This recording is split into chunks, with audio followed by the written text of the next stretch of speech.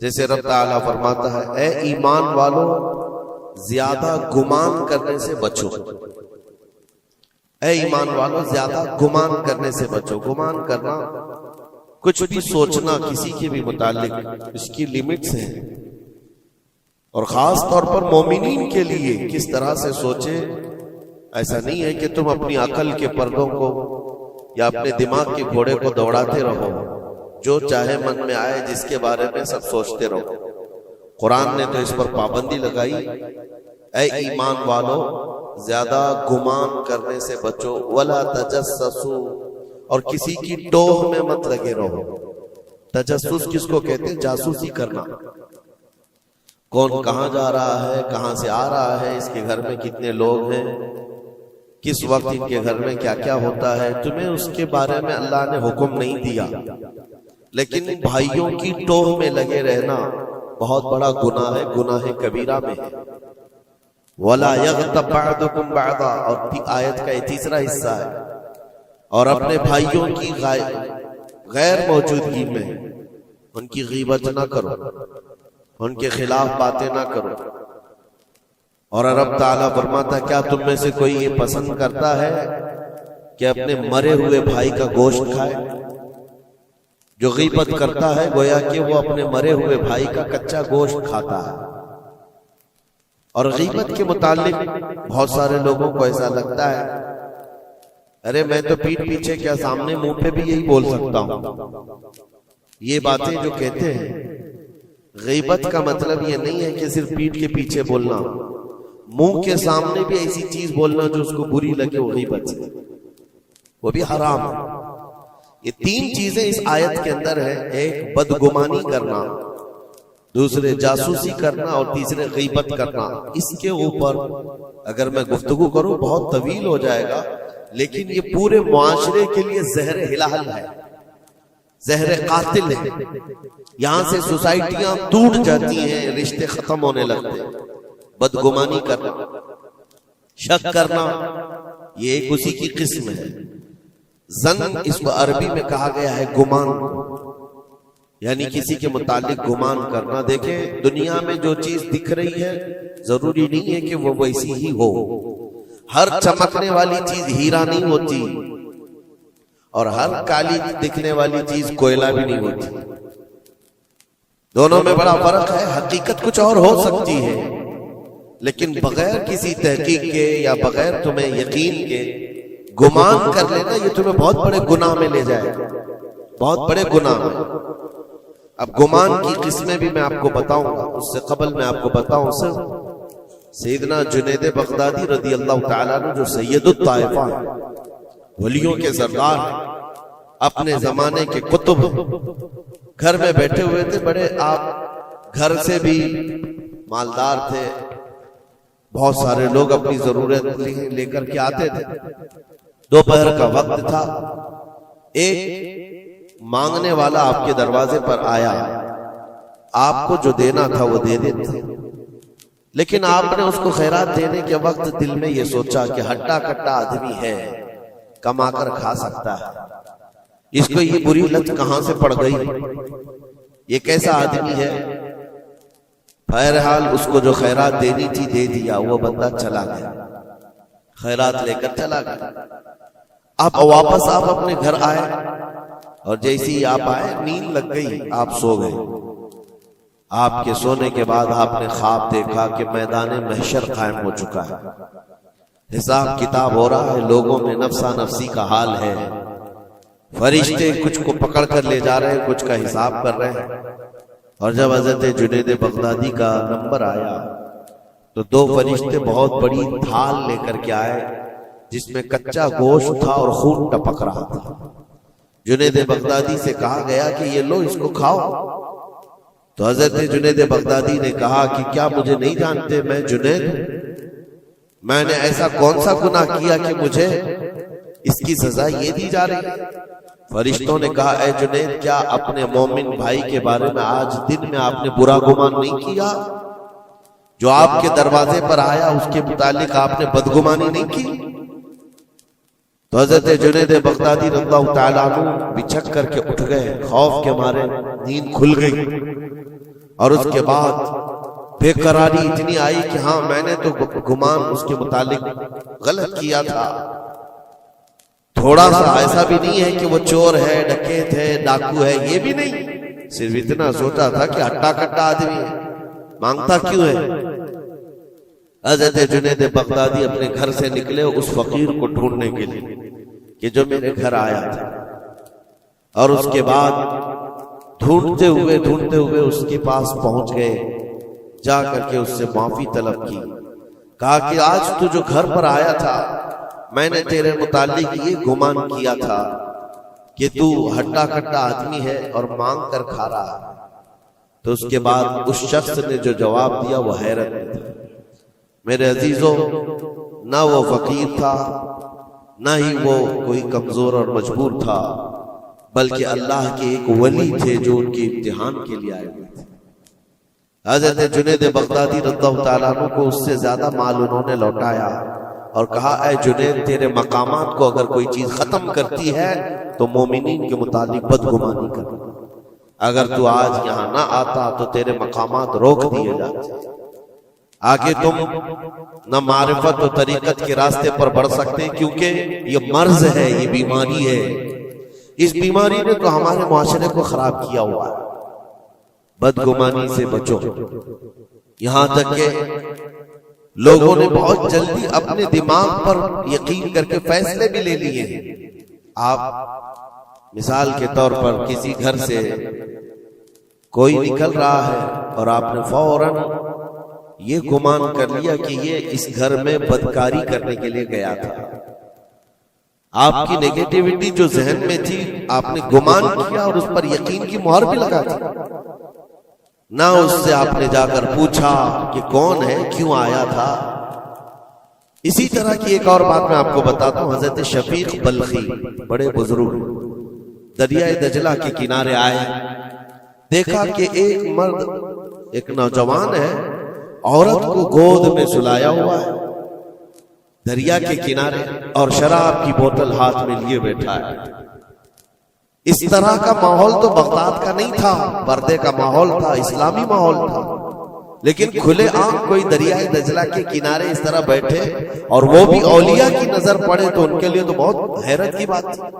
حضرت شفیق بلخی نے دیکھا، کہا ہائے افسوس، زمانہ کہاں آ گیا، لوگ کھلے عام عورتوں کو لے کر باہر سونے میں باہر مزے کرنے لگ گئے، اور کھلے عام اب شراب بھی پی جانے لگی، شراب بھی پی جا رہی ہے، خود بھی پی رہا ہے، اس عورت کو گود میں تھوڑا تھوڑا سا پلا بھی رہا ہے۔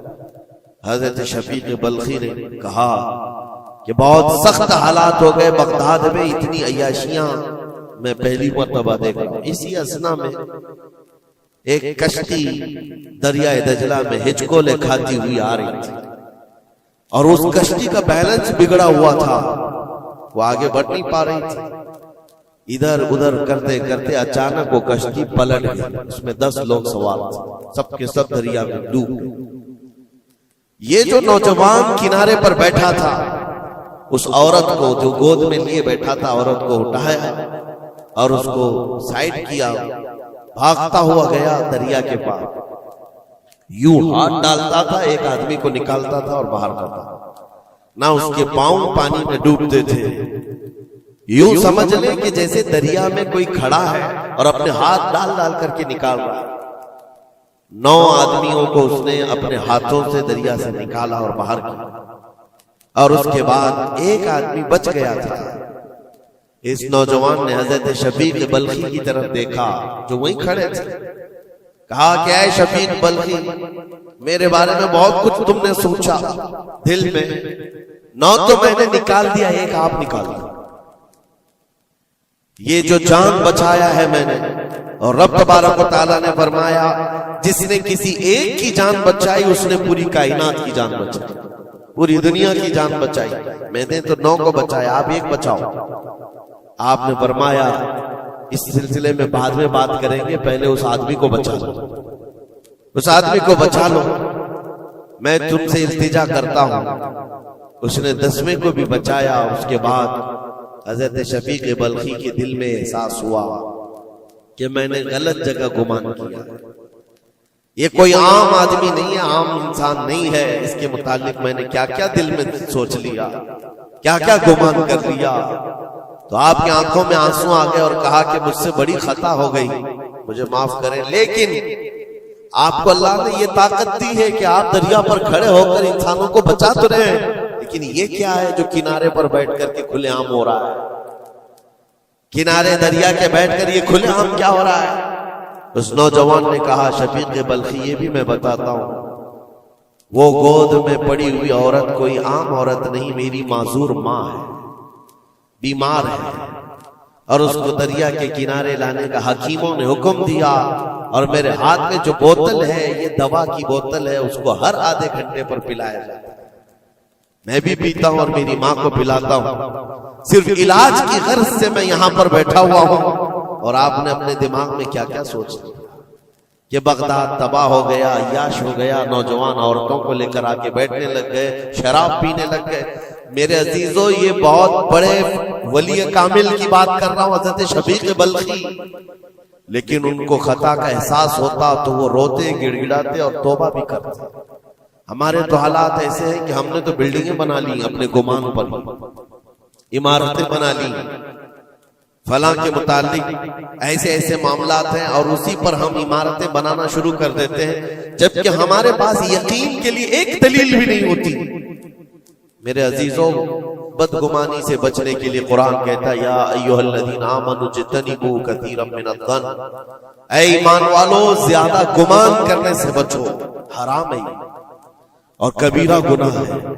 یہاں تک کہ فرمایا گیا کہ بدگمانی کرو گے مومنین کے متعلق، کل قیامت کے دن فیصلہ ہوگا، اور اگر تمہارا گمان غلط نکلا تو ساری نیکیاں تمہاری اٹھا کر اس بندے کو دیجیے جس کے متعلق بدگمانی کیا تھا، اور تم نیکیوں سے اگر خالی تھے تو یہ مت سمجھنا کہ اب کچھ نہیں لیا جائے گا، بلکہ جس کے متعلق بدگمانی کیے تھے اس کے گناہ اٹھا کر تمہارے اوپر ڈال دیا جائے گا۔ اس کے حقوق کی پامالی ہے، حقوق العباد ہے۔ اس لیے یہ گناہ ایسا ہے بلکہ ایک مرض ہے جو لوگوں کے اعتماد کو ختم کرتا ہے، رشتے بگڑ جاتے ہیں۔ مجھے یاد ہے ایک بات بہت پہلے کی، ہمارے زمانے طالب علم، میں نے تقریباً 8-10 سال دیکھا، دو گہرے دوست تھے، بہت گہرے دوست، ایک ساتھ کھاتے تھے، ایک ساتھ جاتے تھے، مشہور تھی دوستی۔ اور اتفاق ایسا ہوا کہ ایک محفل میں بیٹھے ہوئے تھے، ایک دوست جو ہے وہ مجھ سے بات کر رہا تھا، اور اس کا جو دوسرا دوست ہے وہ دور بیٹھا ہوا ہے۔ اب اس دوست نے مجھے کان میں کچھ بات کی، میں نے دیکھ کر ہنسا، وہ بھی مجھے دیکھ کر ہنسا، بات کچھ اور ہی تھی۔ سامنے والے کو ایسا لگا کہ ہم اس کے متعلق پلاننگ کر رہے ہیں، اور اس کو یہ لگا کہ ہم اس کے متعلق کچھ بری باتیں کر رہے ہیں، جبکہ نہ اس کے نام کا مسئلہ تھا، نہ ٹاپک تھا، کچھ نہیں تھا۔ بس اس بندے نے اس بدگمانی کی وجہ سے 10 سال تک بات چیت چھوڑ دی۔ کئی مرتبہ ہم نے بتایا بھی کہ تمہارا میٹر نہیں تھا، تمہارا مسئلہ نہیں تھا، سامنے والے کو یقین نہیں آتا، صرف اور صرف گمان کی بنیاد پر کہ وہ مجھے دیکھ کر ہنس رہا تھا تو میرے ہی متعلق بات تھی۔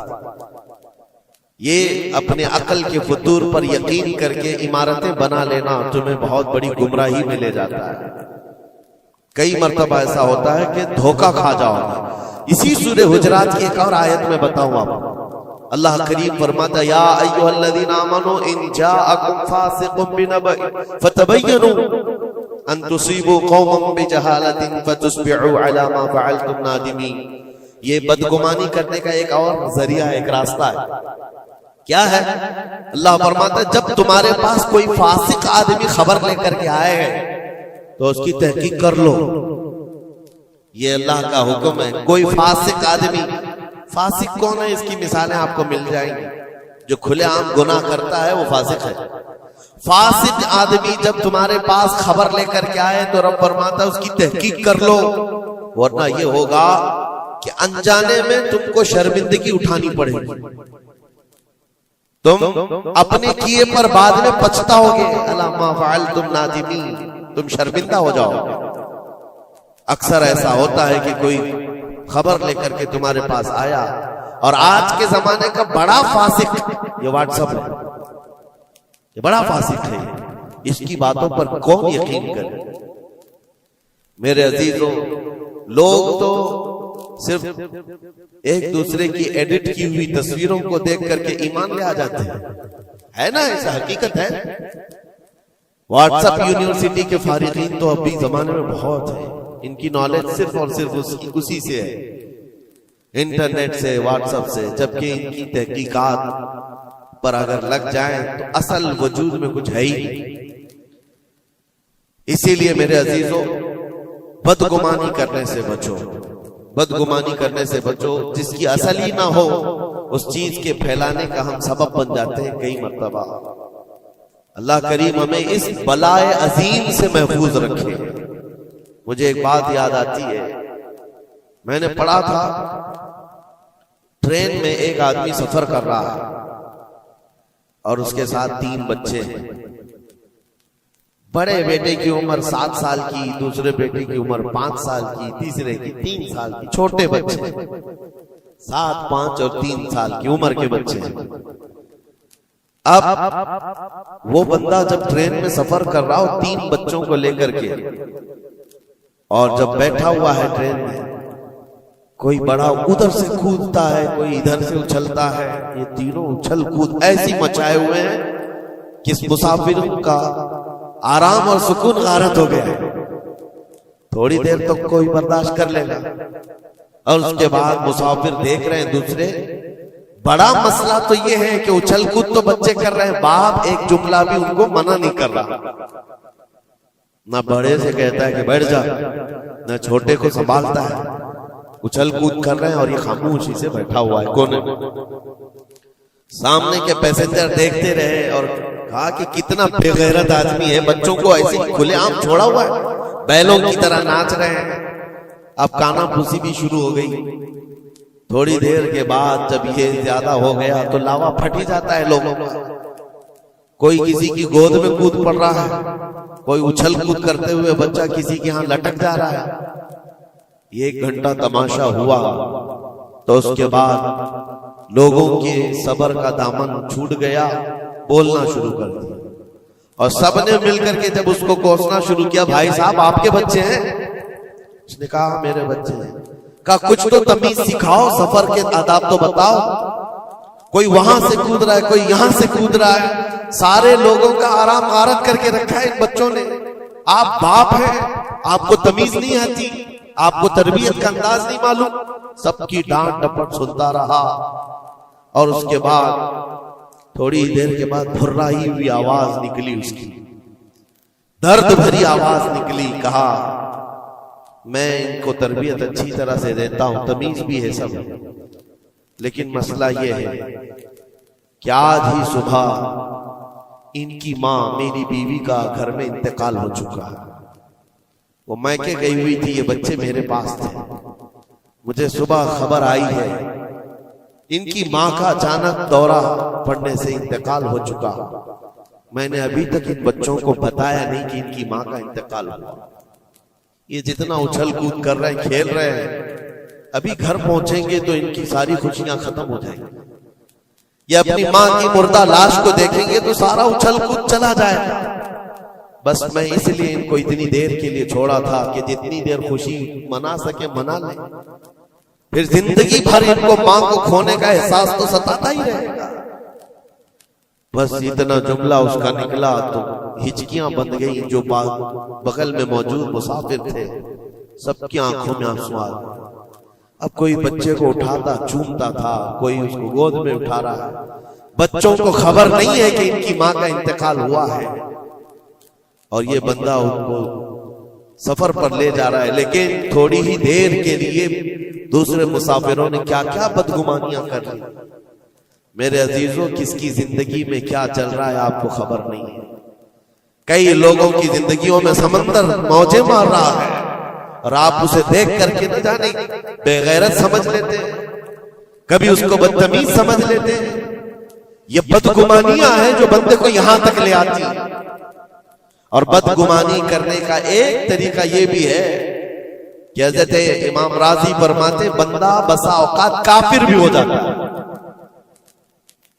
کفر تک چلا جاتا ہے بندہ، کیونکہ گمان پر اگر یقین کرنے لگ جائے. اس لیے بچو ان چیزوں سے. اور مومنوں کی عزت کو پامال کرنا یہ آسان نہیں ہے. صرف اور صرف میں نے کئی مرتبہ دیکھا ہے اڑتی اڑتی خبریں آتی ہیں تو ہم اس پر یقین کرنے کے قریب ہو جاتے ہیں. اللہ ہمیں بھی اس کی ہدایت. یہ بہت باریک چیز ہے جس سے بچنا ناممکن نہیں تو مشکل ضرور ہے. میرے عزیزوں، اس سے بچنے کا ایک طریقہ یہ ہے، بندہ یہ سوچ لے کہ مجھے رب تعالیٰ نے اس دنیا میں کس لیے بھیجا ہے. سب کا حساب کتاب لکھنے کے لیے بھیجا ہے. سارے لوگوں کا اعمال نامہ مجھے پوچھا جائے گا قیامت کے دن، فلاں کیا کرتا تھا، فلاں کیا کرتا تھا. جب مجھے رب تعالیٰ نے اس کا مکلف ہی نہیں بنایا تو خامخواہ دوسروں کی زندگیوں میں کیوں دخل اندازی کروں، کیوں لوگوں کے متعلق گمان پال کر کے بیٹھوں.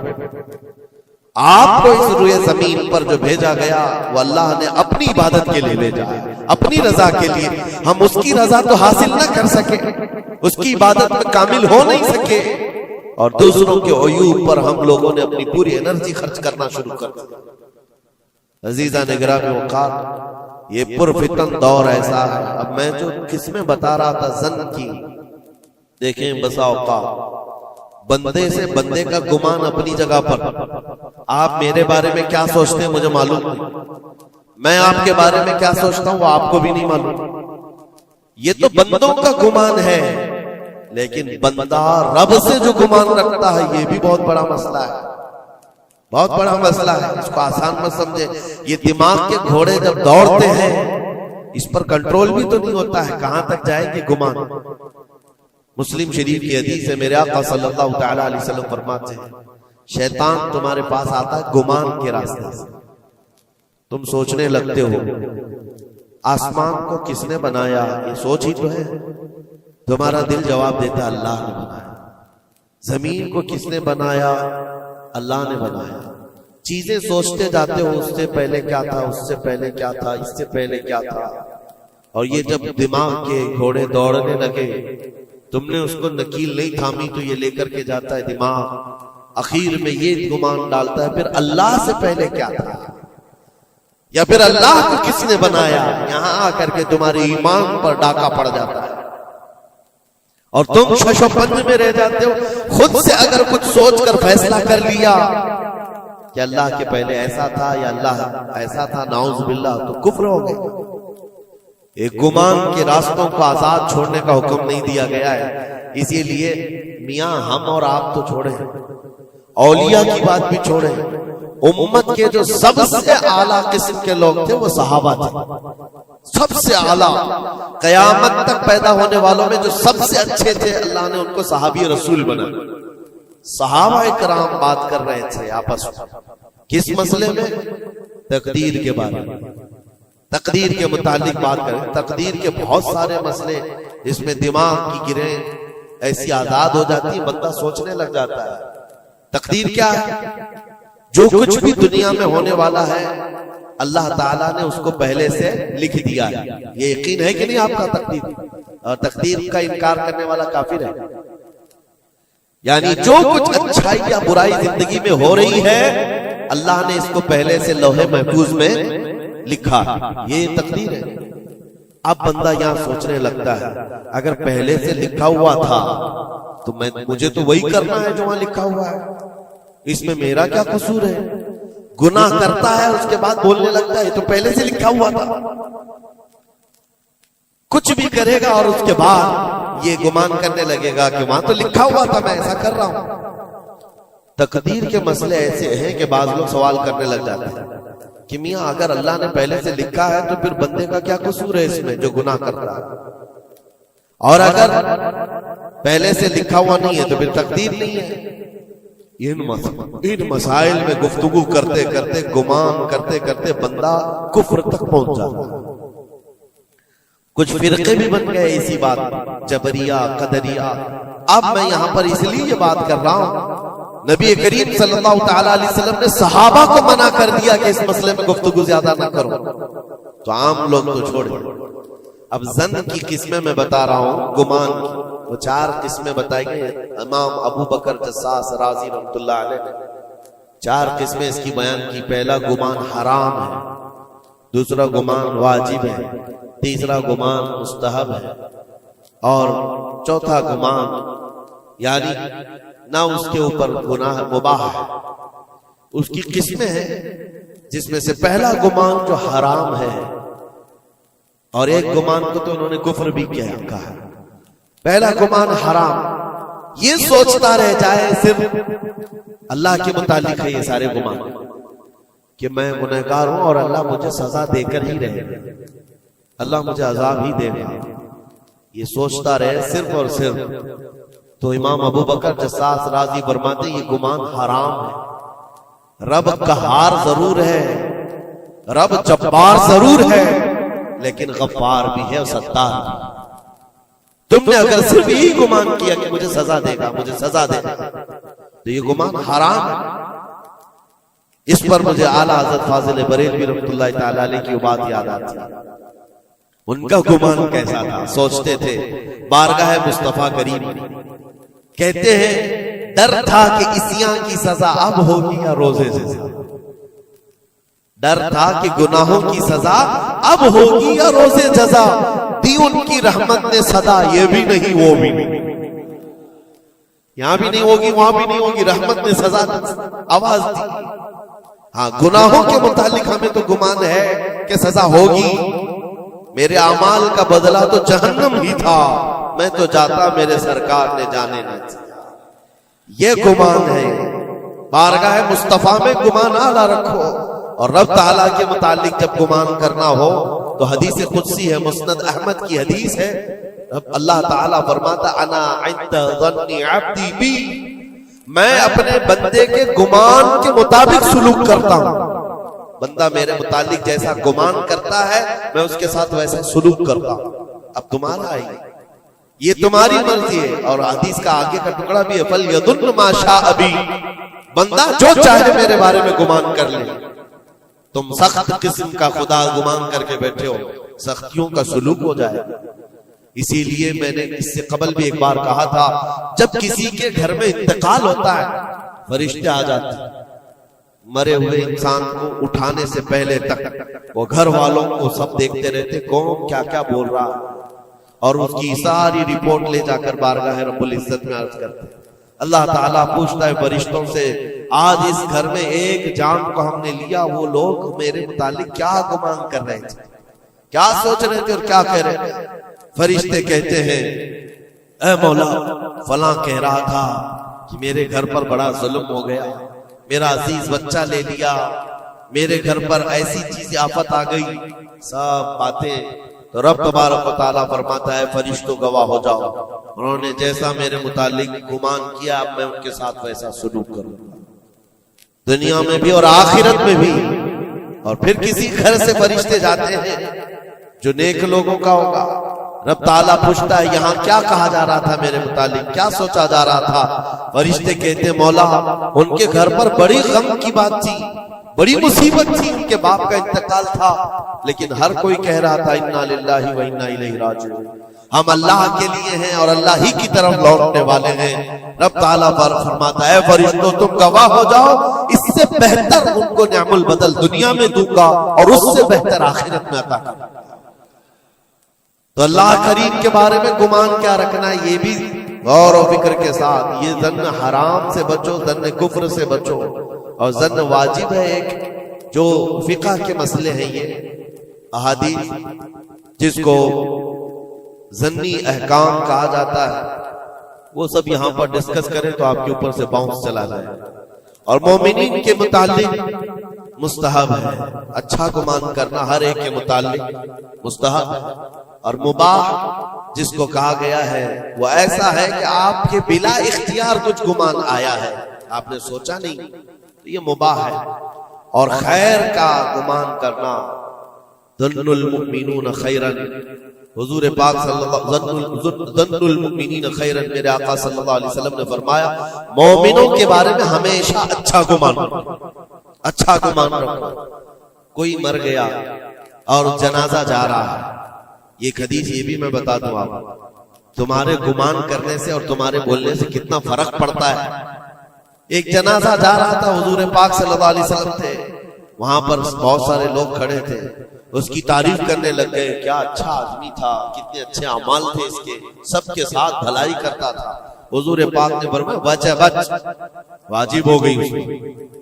پھر ایک جنازہ نکلا اور لوگ اس کے متعلق کہنے لگے بڑا بدکار آدمی تھا، یہ زمین کا بوجھ ہے، چلا گیا، لوگوں کے ساتھ برائیاں کرتا تھا۔ حضور نے فرمایا وجبت، واجب ہو گئی۔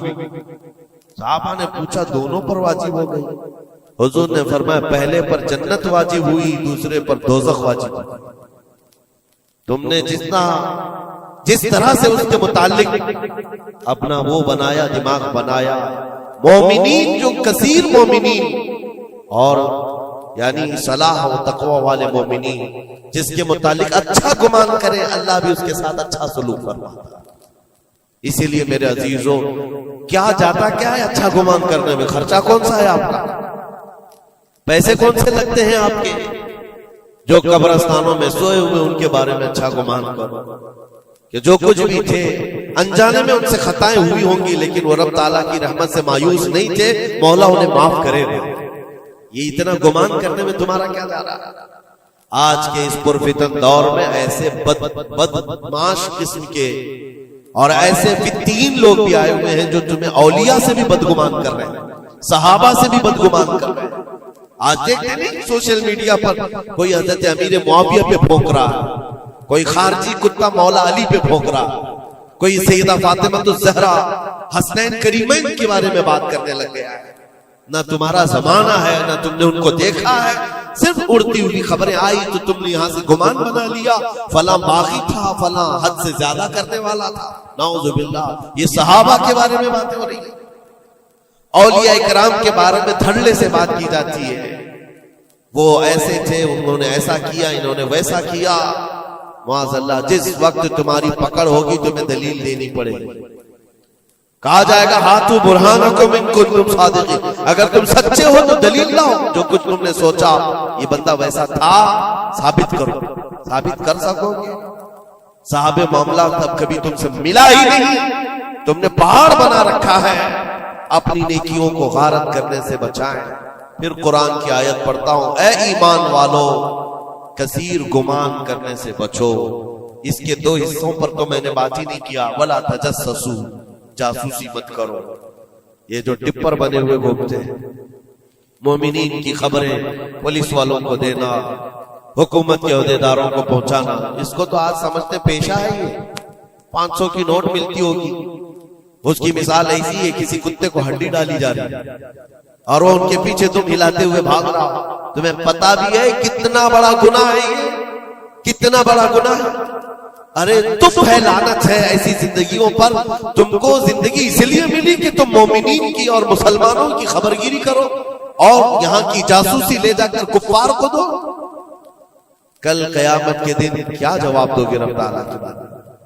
رب تبارک و تعالیٰ کے ان بندوں کے متعلق جو اسے اللہ پکارتے ہیں، تم ان کی خبریں لے جا کر ان کفار و مشرکین کو دینا چاہتے ہو جو ہماری جان کے پیاسے ہیں۔ مسلمانوں میں سے اگر کوئی ہے تو باز آ جائے، توبہ کر۔ اتنا خطرناک گناہ ہے کہ مرنے کے بعد قبر میں اس کا چہرہ قبلے سے بدل دیا جائے، قبلہ سے بدل دیا جائے گا اس کا چہرہ، اس کو قبلے کی طرف رکھنے نہیں دیا جائے گا۔ عزیزان گرامی اوقات، اللہ کریم ایسی بری نوبتوں سے ہمیں محفوظ فرمائے، ایسی بری ڈیوٹی سے اللہ محفوظ فرمائے۔ کریم خدا ارحم الراحمین کی بارگاہ میں دعا ہے کہ ہمیں ہماری عقل پر کنٹرول کی توفیق دے اور ہمیں مومنین کے متعلق حسن ظن کی توفیق عطا فرمائے، بدگمانی سے کیے ہوئے گناہوں سے مولا ہم کو معاف فرمائے۔ رب تبارک و تعالی ہماری گمان سے مومنین کا کسی کا دل دکھا ہو، ہم تیرے بارگاہ میں سچی توبہ کرتے ہیں، مولا ہمیں معاف فرما دے۔ وصلی اللہ تعالی علی خیر خلقی محمد وآلہ واصحابہ اجمعین برحمتہ۔